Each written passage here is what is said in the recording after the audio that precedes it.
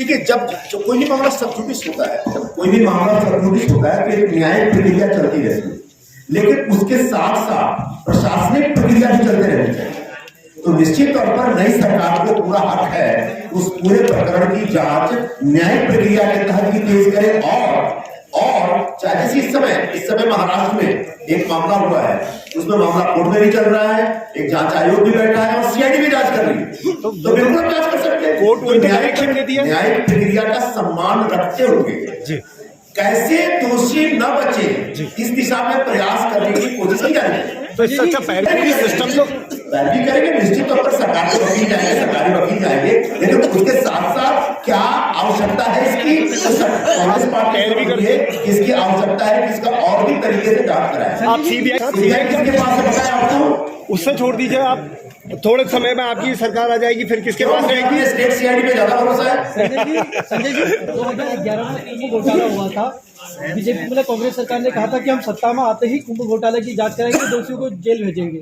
साफ तौर पर उसमें मुख्यमंत्री थे, बड़ा अच्छा उस समय नहीं हुआ ऐसा। बड़ा अच्छा सवाल किया आपने, बड़ा अच्छा सवाल किया आपने। और कांग्रेस पार्टी का नेतृत्व, जो राज्य नेतृत्व है, वो सोच रहा है कि इसी जांच का दायरा बढ़ाते हुए पिछले रहेगी इतनी में जांच का दायरा बढ़ाते हुए पिछले कुंभ घोटाले को भी शामिल किया जाए। चुनाव के लिए कांग्रेस पार्टी की तरफ से एक विशेष कैंपेन हम लोग शुरू करने जा रहे हैं। इस कैंपेन का नाम है 4 धाम 4 काम उत्तराखंडी स्वाभिमान। और इसके तहत चारों पवित्र धामों का नमन करते हुए, चारों पवित्र धामों का आशीर्वाद ग्रहण करते हुए हम उत्तराखंड की जनता से ये वचन देते हैं कि उनके 4 काम सरकार में आते ही हम एकदम से तुरंत शुरू करेंगे। मतलब उसको हम प्रायोरिटी पे लेंगे। उसमें पहला काम ये होगा कि लगभग 5 लाख परिवार ऐसे होंगे पूरे उत्तराखंड में जिनको हमने आइडेंटिफाई किया है।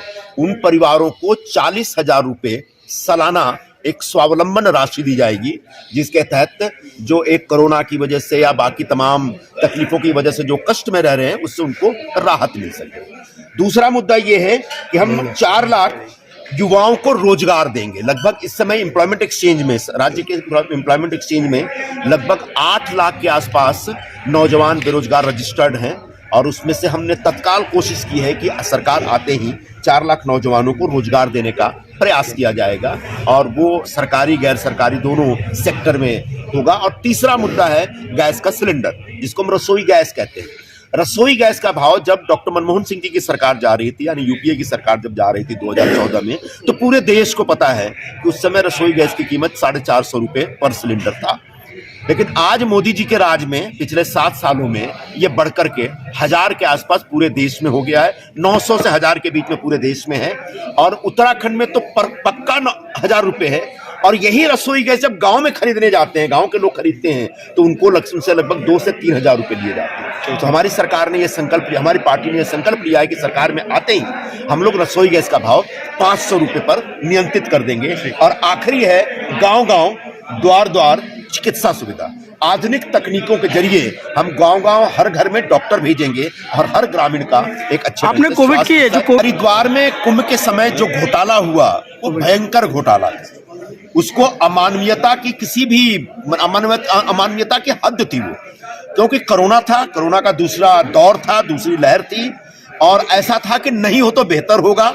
फिर भी धार्मिक प्रश्न था, हम सबने कहा बिल्कुल होना चाहिए, लेकिन सरकार ने कोविड प्रोटोकॉल के तहत कहा था जितने भक्त आएंगे सबका टेस्ट होना चाहिए। लेकिन 8 से 10 लाख भक्त आए और उनकी टेस्ट की गारंटी दी गई और टेस्ट करने का दावा भी किया गया, और बाद में पता चलता है कि इसमें किसी का टेस्ट हुआ ही नहीं, और उन कंपनियों ने बगैर टेस्ट किए पैसा ले लिया। तो ये जो घोटाला है, इसकी एक पूरी जांच होनी चाहिए। अभी तक जांच पूरी ढंग से नहीं हुई है। जिन लोगों को गिरफ्तार किया गया वो बहुत छोटे से प्यादे हैं।